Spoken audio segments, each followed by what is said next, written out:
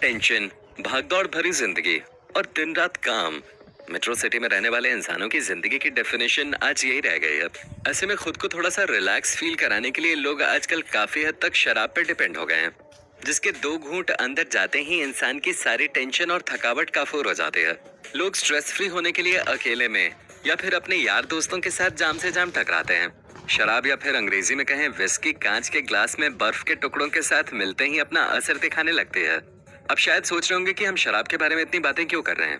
भाई साफ सी बात है, आज हम आपको आपकी थकावट दूर करने वाली इस नायाब दवा के बारे में फुल इन्फॉर्मेशन देने जा रहे हैं। जी हाँ, हम आपको बताने जा रहे हैं कि आप जिस विस्की के घूंट को पीकर झूम जाते हैं वो आप तक आखिर पहुंचती कैसे है, यानी फैक्ट्री में विस्की किस तरह तैयार की जाती है। लेकिन उससे पहले अगर आपने अभी तक हमारे चैनल को सब्सक्राइब नहीं किया है तो सबसे पहले चैनल को सब्सक्राइब कर लें और साथ ही बगल वाले बेल आइकन का बटन भी प्रेस कर दें, जिससे हमारी धमाकेदार वीडियोस की नोटिफिकेशन आपको फौरन मिल जाए। जब मिल बैठेंगे दो यार, सोडा बनाने वाली कंपनी के इस ऐड की ये पंच लाइन असल जिंदगी में भी काफी हिट है। चाहे कोई जरूरी बिजनेस मीट हो या फिर दोस्तों के साथ किसी जश्न की तैयारी, विस्की के शौकीनों के लिए पीने के बहानों की कमी नहीं है। भले ही शराब को सेहत के लिए हानिकारक माना जाता है, लेकिन इसके बाद भी लोग अपने आप को इसे पीने से रोक नहीं पाते हैं।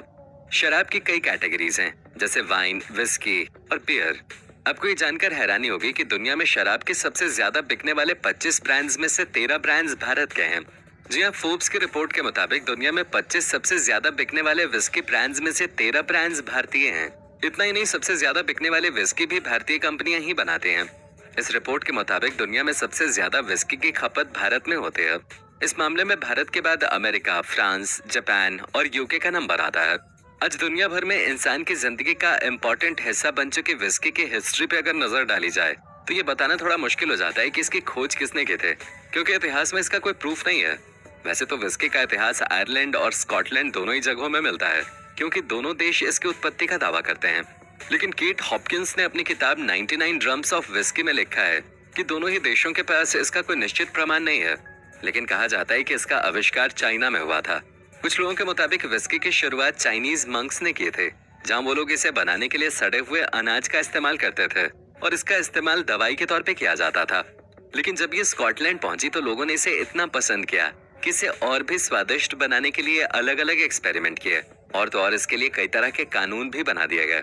इसके बाद 1820 में विस्की ने भारत में एंट्री की। भारत में विस्की के लोग इस कदर दीवाने हो गए कि इसकी डिमांड दिनों दिन बढ़ने लगे, जिसकी वजह से भारत में विस्की का बहुत बड़ा मार्केट बन गया है। तो दोस्तों, अब आपको बताते हैं कि जिस विस्की को पीने के बाद इंसान एक हसीन दुनिया में चला जाता है, अपने सभी गम भुला देता है और खुद को रिलैक्स फील करवाता है, उस विस्की को फैक्ट्री में आखिर कैसे बनाया जाता है। विस्की 3 चीजों को मिलाकर तैयार की जाती है, जिसमें अनाज, पानी और खमीर शामिल है। विस्की को बनाने के लिए अलग अलग तरह के अनाज का इस्तेमाल किया जाता है, जैसे जौ, मक्का, राई, गेहूं वगैरह। और ये अलग अलग तरह के अनाज अलग अलग तरह की विस्की बनाने के लिए इस्तेमाल किए जाते हैं। जैसे अगर हम सिंगल मॉल्ट विस्की बनाते हैं तो उसके लिए अनाज के तौर पे राई ग्रेन का इस्तेमाल किया जाता है। वहीं बर्बन विस्की बनाने के लिए 50% मक्के के अनाज को शामिल किया जाता है। वहीं बात स्कॉच विस्की की करें तो इसे जौ से बनाया जाता है। विस्की को बनाने के प्रोसेस की बात करें तो बता दें, विस्की को पूरी तरह से तैयार होने में काफी समय लगता है।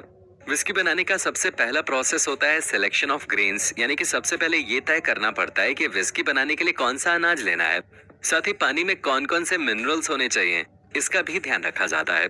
ऐसा इसलिए क्योंकि अगर पानी में लाइम मौजूद होता है तो विस्की बनाने की प्रक्रिया थोड़ी आसान हो जाती है।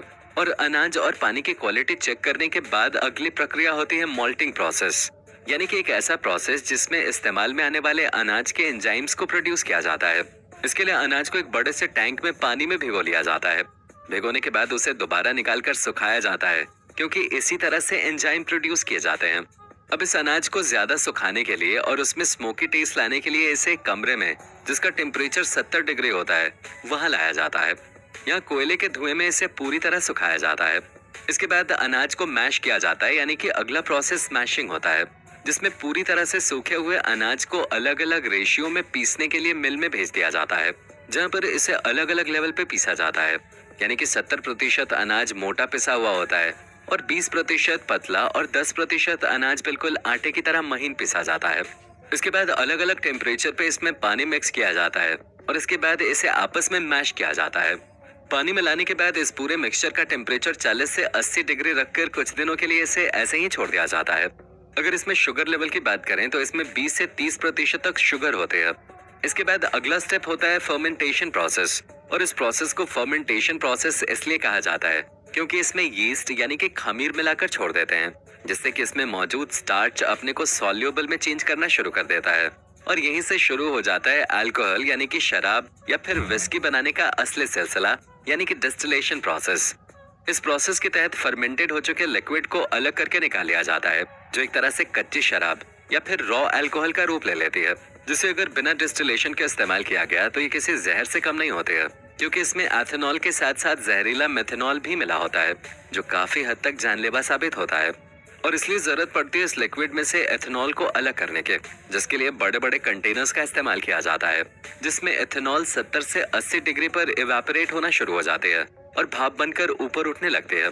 इसलिए इसे इस टेम्परेचर पे रखा जाता है, और जो एथेनॉल भाप बनकर ऊपर को उठने लगते हैं उसे पाइप की हेल्प से दूसरे कंटेनर में डाल दिया जाता है, जहाँ इसे ठंडी हवा से होकर गुजारा जाता है, जिससे एथेनॉल लिक्विड फॉर्म में आ जाते हैं।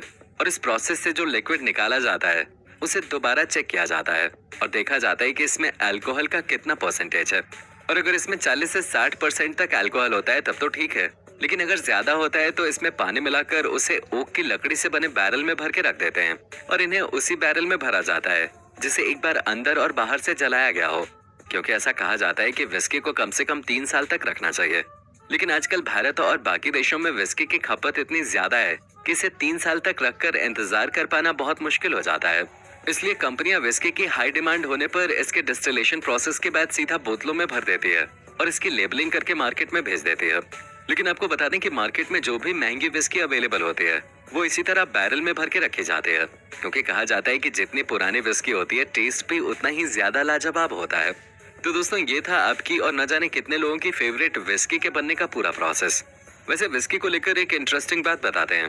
दोस्तों आपको पता है कि विस्की पीने के कुछ फायदे भी हैं। जी हाँ, विस्की कार्बोहाइड्रेट का अच्छा स्रोत है। इसके एक जाम में सिर्फ 65 कैलोरी होती है और इसमें फैट्स बिल्कुल नहीं है। विस्की कैंसर से बचाव में भी मददगार साबित हो सकते हैं। इसमें एंटीऑक्सीडेंट्स अच्छी मात्रा में है, जो कैंसर की कोशिकाओं से लड़ने में मदद करते हैं। विस्की से जुकाम और एलर्जी जैसी समस्याओं में भी आराम मिलता है। ये शरीर को गर्माहट देती है और गले की खराश कम करते हैं। जुकाम के दौरान गर्म पानी और नींबू के रस के साथ इसे पीने से फायदा मिलता है। इसमें एथेनॉल होता है जो ब्रेन के न्यूरॉन्स को एक्टिव रखने में मदद करता है, जिससे आपकी याददाश्त बढ़ती है।